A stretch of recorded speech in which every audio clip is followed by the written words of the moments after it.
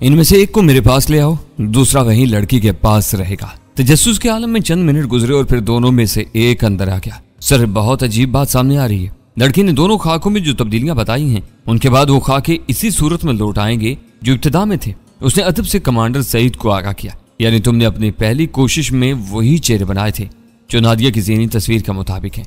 शायद 100% ऐसा ना हो, मगर इब्तिदाई खाके मतलूबा अफराद से बहुत मुशाबा थे। ये कैसे हो सकता है? कमांडर सईद कुछ न समझने वाले अंदाज में बुड़बुड़ाया।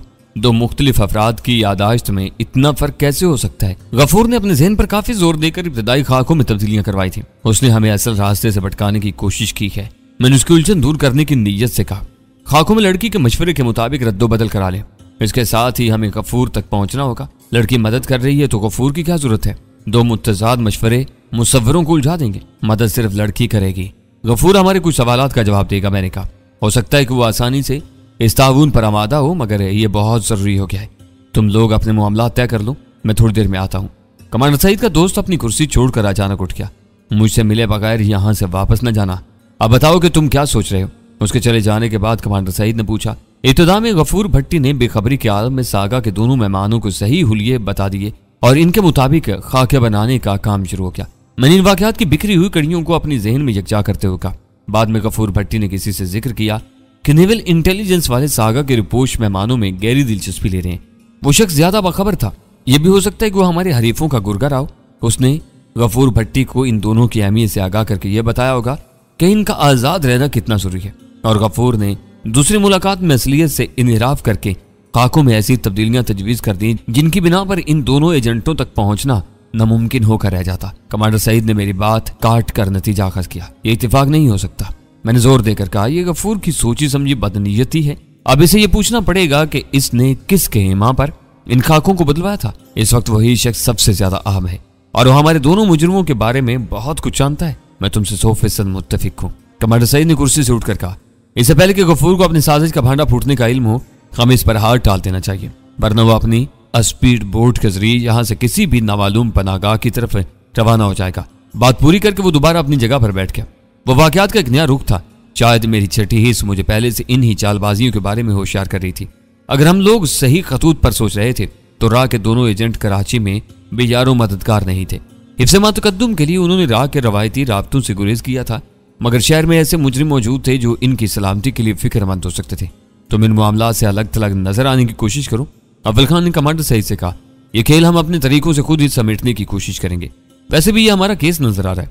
मुझे अंदाजा है कि वो ज़ाब्तों की गिरफ्त में आने से पहले अपनी गुरु खलासी की राहें निकालने की कोशिश करेगा। कमांडर सईद ने जवाब दिया, मुश्किल यह है कि तुम बराह रास्त उस तक नहीं पहुंच सकोगे। अजनबी उसकी गर्द को भी नहीं छू सकते। वो बहुत मक्कार और सफाक शख्स है। उसके बारे में बहुत सी कहानियां मशहूर हैं। मुसव्वर को नादिया के हदायत पर अमल करने के लिए वापस भेज दिया गया और हम तीनों गफूर भट्टी को जेर दाम लाने के मुमकिन तरीकों पर गौर करने के लिए सर जोड़कर बैठ गए। वो तुम्हारे पास अकेला आता है या कोई लाओ लश्कर भी उसके साथ होता है? कुछ देर की बेनतीजा गुफ्तगू के बाद अव्वल खान ने कुछ सोचते हुए कमांडर सईद से सवाल किया। वो लाख सरकश सही, मगर इतनी जुर्रत नहीं कर सकता। वो सिर्फ ड्राइवर के साथ आता है जो बाहर गाड़ी ही में उसकी वापसी का इंतजार करता होगा। कमांडर सईद ने कुर्सी में बेचैनी से पहलू बदल कर कहा, फिर तुम फोन करके उसे बुलवा लो। वो एक बार अपने कले से बाहर निकल आए तो हम उसे तुम्हारे दफ्तर तक नहीं पहुंचने देंगे। उसे रास्ते ही में अगवा कर लिया जाएगा। अव्वल खान ने तजवीज पेश की। कमांडर सईद चंद सानियों सर झुकाए कुछ सोचता रहा, फिर बोला, ठीक है, ये तरीका कामयाब नजर आता है। तुम इसे अगवा कर लोगे, इसके बाद इसे कहाँ रखा जाएगा? खबर कैंप के साथ साथ शहर में भी जगह पैदा की जा सकती है। वो खुद को खुले पानियों का शहंशाह समझता है। मेरी राय है कि अगवा के बाद खुशकी से उसका हर राब्ता तोड़ दिया जाए। बाजपुरुष के बगैर उसे गर्क नहीं किया जा सकता। हम उससे ये मालूम करना चाहते हैं कि राह के किस समतर ने उसे खाकों में गुमराह कुन तब्दीलियां कराने का मशवरा दिया था। अव्वल खान ने उजलत से कहा, बाजपुरुष जरूर करो, मगर उसे खुशकी पर रखने के बजाय गहरे समंदर में ले जाओ। कैसे? मैं नहीं चाहता कि इस काम में नेवी की किसी लांच या उसके अमले को मुलव्विस करूं। तुम चाहो भी तो मैं माजरत कर लूंगा। कमांडर सईद ने फीकी सी हंसी के साथ कहा, गैर कानूनी नौइयत के कामों के लिए हम सरकारी तौर पर कोई मदद नहीं कर सकते। मैं जाती तौर पर तुम्हारे लिए एक तेज रफ्तार और बड़ी बोट का बंदोबस्त कर सकता हूँ। वो प्राइवेट बोट तुम्हें कहीं भी ले जा सकती है। समंदर के शहनशाह को समंदर में बेबस करने का ख्याल बुरा नहीं है। अव्वल खान ने कहा, यह बंदोबस्त हो जाएगा। मैं भी फोन कर दूंगा। वो बोट तुम्हें बोट बेसन मेन अमले समेत तैयार मिलेगी। इस पर आमतौर से 3 मल्लाह होते हैं। वो तीनों ही बहुत मजबूत और काबिल एतमाद हैं। साहिल पर आने के बाद वो समंदर की हर कहानी को बिल्कुल भूल जाते हैं। इसके आदमी शहर के दरो दीवार से अपना सर फोड़ते रह जाएंगे। ये मामले का एक रुख हुआ। मैंने कहा, यहाँ इसी के साथ दूसरी कहानी भी चल रही है। नादिया और मुसव्वरों का काम ज्यादा से ज्यादा चंद घंटों में मुकम्मल हो जाएगा। इन नए खाकों की मदद से राजन और विक्रम की तलाश की मुहिम कौन सर करेगा? एक की वजह से दूसरे काम को नजरअंदाज नहीं किया जा सकता, मैंने उन्हें याद दिलाया। इस बार अव्वल खान फिक्रमंद नजर आने लगा, मगर वो कोई बड़ा मसला नहीं था। उसे चंद इंसानियों में उसका हल तलाश कर लिया और बोला, इन दोनों खबीसों की तलाश का आगाज होटल के हमले से करना होगा। इसके लिए मेरी मौजूदगी जरूरी है। गफूर भट्टी को अगवा करने के बाद तुम्हारे हवाले कर दिया जाएगा। तुम उसे लेकर बोट बेसन के रास्ते समंदर में निकल जाना। मैं शहर में रहकर राह के एजेंटों का सुराग लगाने की कोशिश करूंगा। कमांडर सईद खुश हो गया। इन मामलात का उससे बेहतर हल हो ही नहीं सकता। बस एक ही मसला रहेगा कि तुम दोनों एक दूसरे से कट कर रह जाओगे। वो एक प्राइवेट लॉन्च है और मैं तुम्हें कोई सरकारी ऑपरेटर्स नहीं दे सकता, वरना तुम्हारे रेडियो कंट्रोल के जरिए आसानी से पैगाम रसानी कर सकते थे। मेरे पास एक फ्रीक्वेंसी पर काम करने वाले 2 लंबी रेंज के ऑपरेटर्स मौजूद हैं। अव्वल खान ने उसे बताया। इसके अलावा बाकी सिस्टम नई फ्रीक्वेंसी पर सेट करने के लिए हेडक्वार्टर्स गया हुआ है। इस वक्त यही 2 मसाइल सबसे ज्यादा संगीन है।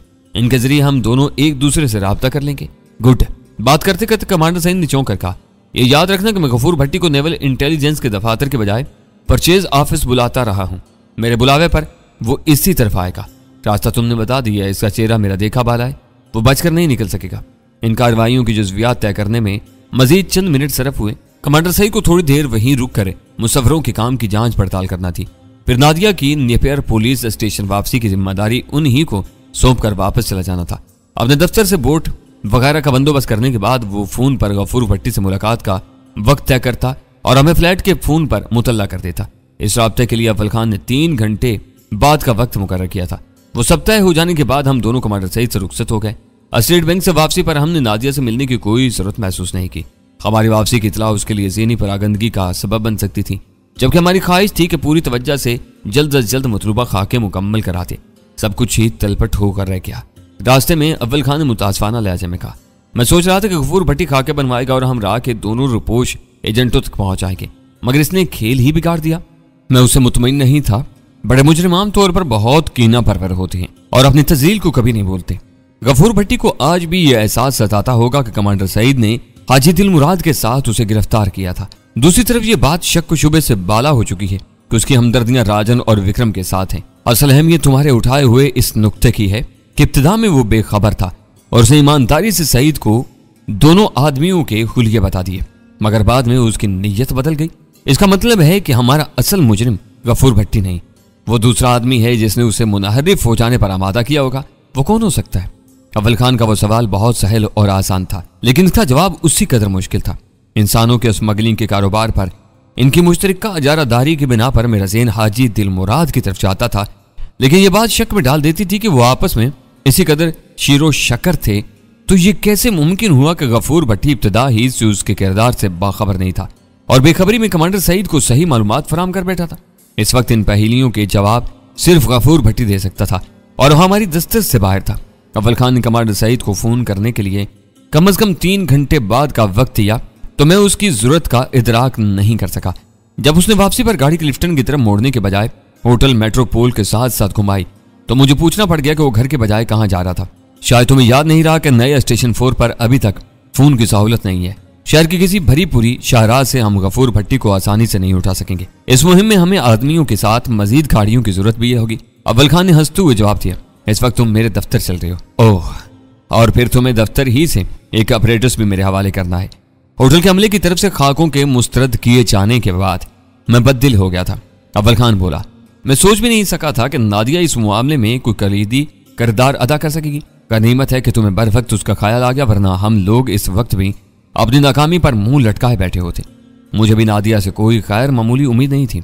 बात इतनी सी थी कि मुझे गफूर भट्टी पर शुरू से भरोसा नहीं था और इसी सोच ने मुझे नादिया की राह सुझाई। किसी पर अंधाधुंध एतमाद ही आदमी को ज्यादा नुकसान पहुंचाता है। गाड़ी शाहराह फैसल पर दौड़ती रही और हम वक्फे वक्फे से बातें करते रहे। ड्रग रोड स्टेशन और एयरपोर्ट को पीछे छोड़ते हुए हम मलेर हाल्ट पहुंचे तो अव्वल खान ने वहां से गाड़ी बाएं तरफ मॉडल कॉलोनी की तरफ डाल दी।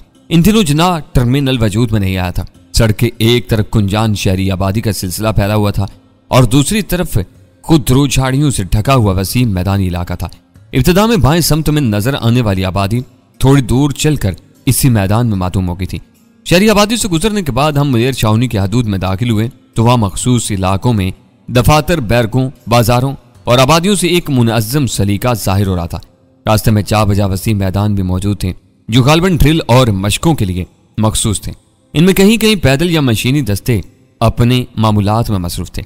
हमारे सफर का इख्तिताम एक वसी मैदान के सिरे पर नस्ब खैमों की एक बस्ती में हुआ जहां बहुत से शनासाज चेहरे नजर आ रहे थे और इन खैमों से दूर STF की गाड़ियां एक तरतीब से खड़ी हुई थी। पिछले रोज वो सब रातों रात पुख्ता बैरकों से इस जटिल मैदान में मुंतकिल हुए थे जहां गर्दो गुबार से फरार मुमकिन था, न हवा के तेज झोंकों से बचाव का कोई माकूल रास्ता था। मगर फिर भी हर शख्स अपनी जगह पर मुतमईन और आसूदा नजर आ रहा था। यूं मालूम होता था जैसे वही लोग हर हाल में खुश रहने वाली मखलूक हों। अव्वल खान की गाड़ी देखकर वहां मौजूद लोगों में थोड़ी सी हलचल पैदा हुई, क्योंकि अपनी तमाम तर बेतकल्फियों के बावजूद वो इस स्टेशन का कमांडर था। वो अपने मातहतों को सलाम का जवाब देता हुआ एक अलग थलग झोलधारी की तरफ बढ़ता चला गया जो उसके लिए फील्ड ऑफिस का काम दे रही थी। यहां मैं तुम्हारी जियाफत नहीं कर सकूंगा, अव्वल खान ने चाबियों का गुच्छा मेज पर फेंकते हुए कहा। आजकल ये हम खाना बदोशों का ठिकाना है, यहाँ सारी सहूलतें मुयस्सर आने में कुछ वक्त लगेगा। तुम थोड़ी देर यहाँ बैठो, मैं कम का चक्कर लगाकर थोड़ी देर में वापस आता हूँ। वो ये कहकर उस झोलधारी का पर्दा हटाकर बाहर निकल गया और मैं कुशादा कुर्सी में नीम तराज हो गया। अव्वल खान की वापसी तकरीबन पौन घंटे में हुई। इस दौरान उसका एक आदमी मेरे लिए चाय की प्याली ले आया था। अव्वल खान के वापस आने तक मैं चाय नोशी से फारिग होकर उसके कौल के मुताबिक सिगरेट नोशी में मुब्तला हो चुका था। अपनी जात और सिफात में अव्वल खानी का अजीब ही आदमी था। पान, निस्वार और सिगरेट जैसे हर नशे से यकसर बेनियाज था और मौका पे मौका अपनी इस बेजारी के इशार से नहीं चुकता था। वापस आकर उसने अपने मेज की दराज से लासिल्की ट्रांसमीटर्स की वो अकलौती जोड़ी निकाली जो उससे पहले भी हम दोनों के दरमियान राब्ते का काम देती रही थी। उसने एक ऑपरेटर्स मेरे हवाले कर दिया। यहाँ से 3 गाड़ियों में 6 जवान हमारे साथ चलेंगे। उसे कुर्सी संभालते हुए कहा, नेवल प्रोक्योरमेंट ऑफिस पहुंचने से पहले गफूर भट्टी को रोकने और उठाने के लिए यह बंदोबस्त जरूरी है। एक बार वो तुम्हारे काबू में आ गया तो ये सब फैल जाएंगे। मैं अपनी जरूरत के मुताबिक चंद को रोक कर बखिया जवानों को वापस लौटा दूंगा। हम यहाँ से घर जाएंगे। मैंने उसे याद दिलाया, ये तुम्हारा लश्कर भी हमारे साथ जाएगा। ये सब सादा लिबास में होंगे और खालिद इन के करीब रुक कर हमारी वापसी का इंतजार करेंगे। इनका बाकी प्रोग्राम हम सईद से बात होने के बाद तय कर लेंगे। मैं अव्वल खान के साथ शुलदारी से बाहर निकला तो 3 मुख्तलिफ साख्त की गाड़ियां हमारे पीछे चलने के लिए बिल्कुल तैयार खड़ी थी। इस बार अव्वल खान ने अपनी गाड़ी छोड़कर एक देव हैकल लैंड रोवर जीप का इंतखाब किया था। ताकतवर इंजन वाली जीप को हरकत में लाते हुए अव्वल खान ने कहा, मेरे आदमियों को तुम लश्कर कह रहे हो। अब ये बताओ कि अपने फ्लैट में मौजूद लश्कर में से तुम किस किस को अपने साथ लोगे। ज्यादा भीड़ भाड़ की जरूरत ही नहीं है। मेरी कोशिश ये होगी कि वो सब घर पर रहकर नताज का इंतजार करें। ये नामुमकिन है, अव्वल खान ने पूरे यकीन से कहा। गजाला को तुमने अपनी जबरदस्ती से खातून खाना बना दिया है, वरना वो खुद भी एक ज़हीन और बेजिगर लड़की है। इसके सिवा तुम किसी को घर में रहने पर मजबूर नहीं कर सकोगे। देख लिया जाएगा। गफूर भट्टी के अगवा में तुम्हारे आदमी मदद देंगे। बोर्ड पर 3 सेहतमंद मल्लाह मेरे मदद के लिए मौजूद मिलेंगे। सारी मुश्किल जरा सी देर के लिए पेश आएगी। गफूर भट्टी को गाड़ी से बोर्ड पर मुंतकिल करना टेढ़ा काम साबित होगा। इसे होश में रखा गया तो वह हंगामा खड़ा कर देगा। बेहोश किया गया तो देखने वाले शकूक को शुबहात में मुब्तला हो जाएंगे। हमने जोश में कुछ ज्यादा ही खतरनाक फैसला कर लिया, वरना इसे नादरा के घर में भी रखा जा सकता था। मैंने सईद से शहर का जिक्र किया तो मेरे ज़हन में भी नादरा का मकान ही था, मगर उसे ले जाने की तजवीज़ सईद की थी। मुरव्वत में मैं उसकी मुखालफत नहीं कर सका। अब इसी से कुछ मशवरा करेंगे। स्पेशल टास्क फोर्स की 3 गाड़ियां हमसे इतने फासले पर आ रही थी कि खुद मेरे लिए इन्हें देखना दुश्वार हो रहा था। अव्वल खान इनसे बेपरवाह गाड़ी चलाने में मगन था। वो शहर के वस्त में जाकर क्लिफ्टन ब्रिज का रुख करने के बजाय गोरा कब्रस्तान ही से डिफेंस की तरफ मुड़ गया। घर पहुंचने के लिए वो निस्बतन मुख्तसर रास्ता था। हम दोनों घर से नादिया से मुलाकात का इरादा लेकर निकले थे। अगर नादिया मुश्तबा खाकों की तस्दीक कर देती तो हम बहुत देर पहले घर पहुंच चुके होते, लेकिन नादिया के इंकिशाफ की वजह से हमें अपना प्रोग्राम तब्दील करना पड़ा और वापसी में गैर मामूली ताखीर हो गई। हमारी इस ताखीर पर घर में सब ही फिक्रमंद थे। सब लोगों के यकजा रहने से जहां बहुत सी सहूलतें मुयस्सर थीं, वहां चंद नुकसानात भी थे। एक आदमी कोई काम करके आता था तो इस वक्त तक उसकी गुलू खुलासी नहीं होती थी जब तक वो दूसरों को अपनी पूरी कारकर्दगी से आगाह न करते। मुझे मालूम था कि फ्लैट में सभी मुझ पर उधार खाए बैठे होंगे, इसलिए मैं अंदर घुसते ही मुंह बनाता हुआ अपने बाथरूम की तरफ हो लिया। मुझे तवक्का थी कि जब तक मैं हाथ मुंह धोकर वापस लौटूंगा अव्वल खान इन तीनों को पूरी तफसीलात से आगाह कर चुका होगा। मैं ताज़ा दम होकर ड्राइंग रूम में पहुंचा तो वीरा मुझे घूरते हुए बोली, तुम्हारी काली जुबान से जो अल्फाज अदा होते हैं वह हर सूरत में पूरे होकर रहते हैं। नादिया के जिक्र तुम ही ने निकाला था। गलती होगी, आइंदा एहतियात करूंगा, मैंने सादगी से कहा। और अब गफूर भट्टी का चक्कर चल पड़ेगा। ये लोग हमें चंद रोज भी सुख से नहीं रहने देंगे। घर बसा लो, सदा सुखी रहोगे। सुल्तान शाह ने पूरे खलूस से उसे मशवरा दिया। तुम चुप रहो, बाजू का तुम्हारी आवाज मुझे जहर लगने लगती है। वीरा को कर बोली, खुदा की शान है। सुल्तान शाह छत की तरफ नजरें उठाकर बुढ़ाया। किसी की जुबान काली है, किसी की आवाज जहर है। अल्लाह ने सारी खराबियां जांचने का वसफ एक ऐसी औरत को दे दिया है जो हर एक के खिलाफ जहर उगलने में मलका रखती है। इसे खामोश कर लो। इस बार वीरा मेरी तरफ मुतवज्जा होकर तेजी से बोली। गला दबा दो, खुद ही खामोश होने पर मजबूर हो जाएगा। मेरे पास इसके सिवा कोई जवाब नहीं था। मैं लानत भेजती हूँ तुम सब पर। वीरा तिनक कर बोली और उठी और पैर पटकती हुई अपने कमरे की तरफ चलती। रजिस्ट्री से भेजना, पूरी एहतियात से आएगी। सुल्तान शाह खामोश नहीं रह सका। वीरा ने अपने कमरे का दरवाजा पुरशोर आवाज से बंद किया तो सुल्तान शाह मेरी तरफ देखकर मुस्कुराने लगा। इससे चिढ़ाकर तुम्हें क्या हासिल होता है? अव्वल खान ने उससे मुलामत आमेज लहजा में पूछा। ये उसके मूड पर मुनहसिर होता है, मैंने कहा। जब इसका मूड खुशगवार होता है तो तलख तरीन बातों पर भी इसकी पेशानी पर बल नहीं आता, वरना वो बात में बात चिढ़ने लगती है। तुम खुद सोचो कि गफूर भट्टी की बदमाशी में हम लोगों की क्या शरारत है। सुल्तान शाह ने कहा, एक आदमी का मूड खराब हो तो दूसरों को एहतियात से काम लेना चाहिए। आइंदा ऐसा ही करूंगा, सुल्तान शाह ने सादतमंदी से कहा। वो चली गई है। मेरा ख्याल है कि अब मुझे बोरियत से निजात मिल जाएगी। मैं घर में पड़े पड़े उकता गया हूँ। तुम्हारा घर में रहना जरूरी है, मैंने संजीदगी से कहा। बुझती हुई आग फिर भड़क उठी है। अगर गफूर भट्टी राह के आदमी को बचाने की कोशिश कर रहा है तो ये खतरे की बात है। औरतों के साथ हम में से एक का रुकना जरूरी है। पता नहीं वो लोग किस रुख से वार कर बैठे। ये दोनों औरतें इस कदर दलेर और बेखौफ हैं कि अपनी हिफाजत के लिए इन्हें किसी सहारे की जरूरत नहीं। ये मुझ जैसे कई शरीफ आदमियों की हिफाजत कर सकती हैं। गफूर भट्टी का किरदार खुलने के बाद आइज़िक की धमकी में वजन महसूस होने लगा है। अव्वल खान ने कहा, हो सकता है कि इन लोगों के सरखरीद मुखबर इस वक्त भी डैनी की तलाश में हो। यह अंदेशा बेबुनियाद है। मैंने अव्वल खान के इस ख्याल को फौरी तौर पर मुस्तरद कर दिया। जान न मरने से पहले मेरा फोन नंबर आइज़िक बेल तक पहुंचा दिया था। वो इस नंबर पर 2 मरतबा राब्ता कर चुका है। अगर इसके मुखबर मौजूद होते तो अब तक फोन नंबर के सहारे यहां तक पहुंच चुके होते। शहर में बम्बों के धमाके करने से ज्यादा इन्हें मेरी फिक्र होती। तुम्हारी दानिश में गफूर भट्टी या उसको उकसाने वाले का आइज़िक से राब्ता नहीं है? अव्वल खान ने पूछा। हरगिज नहीं। रास और जान के मरने के बाद डेविड स्टार्स के मकामी राब्ते खत्म हो चुके हैं। अब आइज़िक सिर्फ धमकियां दे रहा है। अलबत्ता यौमुल सब्त वाली बात को नजरअंदाज नहीं किया जा सकता। इसकी असलियत वक्त आने पर ही खुल सकेगी। इसका मुनासिब सद्जवाब कर लिया गया तो इनके हौसले पस्त हो जाएंगे। फिर गफूर भट्टी क्या करता फिर रहा है? अव्वल खान ने उलझे हुए लहजे में पूछा। यह कोई नया सिलसिला भी हो सकता है। राजन और विक्रम यहाँ रास अलमेडा की मौत के बाद बिल्कुल यतीम होकर रह गए थे। मुमकिन है कि इन्होंने किसी की हमदर्दी ना हासिल कर ली हो और वो गफूर भट्टी के करीबी साथियों में से हो। इस तरह इन दोनों को यहाँ पैर जमाने का सहारा मिल जाएगा। हो सकता है कि अब वही दोनों डेविड स्टार्स का मिशन पूरा करने का काम संभाल लें। अव्वल खान ने क्या सराय की। ज़हन को थका देने वाली इस पुरपेच गुफ्तगू का सिलसिला वहीं मुनक़ता हो गया क्योंकि फोन की घंटी बजने लगी थी। वो कमांडर सईद की फोन कॉल थी। वो दोनों खासी देर तक गुफ्तगू में मसरूफ रहे। अव्वल खान फोन बंद करने से पहले अपने ज़हन में आने वाले हर सवाल का जवाब हासिल करने की कोशिश कर रहा था। आखिर वो गुफ्तगू खत्म हो गई। अव्वल खान ने अपनी रिस्ट वॉच पर निगाह डालकर, इस वक्त 4:15 बजे हैं। थोड़ी देर बाद नेवल प्रोक्योरमेंट के सारे दफातर बंद हो जाएंगे। सईद ने गफूर भट्टी को 5 बजे वहां बुलाया। मैं तुम्हारे साथ जाऊंगी। वीरा की आवाज सुनाई दी। मैंने बेख्तियार सर घुमाकर देखा तो बाहर जाने की पूरी तैयारी के साथ खाने की मेज के पास खड़ी हुई थी। क्या अब तुम्हारा मूड खुशगवार हो चुका है? मैंने गहरे तन से पूछा। हाँ, मैंने खुद सुलगने के बजाय दूसरों को सुलगाने का इरादा कर लिया है। अपना ये शौक तुम घर पर रहकर ज्यादा बेहतर तौर पर पूरा कर सकोगी क्योंकि यहाँ सुल्तान शाह भी है और ये भी अच्छा है।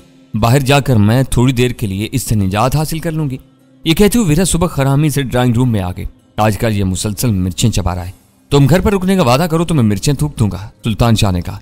मैंने वीरा से कुछ कहने का इरादा किया था लेकिन अव्वल खान ने आंखों ही आंखों में मुझे खामोश कर दिया। मैं ये सोचकर खामोश हो गया कि गफूर भट्टी के साथ समंदर की बेकरार तन्हाई और यकसानियत में वीरा साथ रहेगी तो मुझे इस सफर में ज़हनी ताजगी हासिल होती रहेगी।